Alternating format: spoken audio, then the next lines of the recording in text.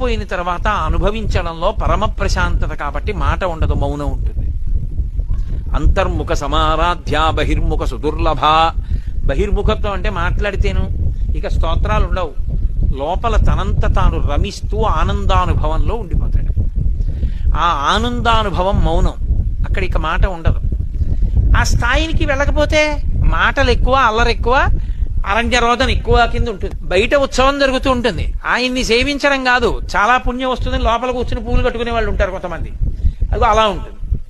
కాబట్టి ఆ భగవంతుణ్ణి సేవించడం కన్నా భగవంతుణ్ణి అనుభవించడంలో ప్రశాంతత.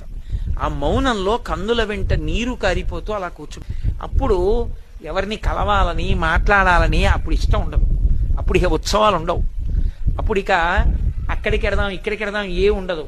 ఇక్కడే ఆ ఈశ్వరుణ్ణి చూస్తూ ఆనందంతో రమించిపోతూ అలా ఉండిపోతాడు.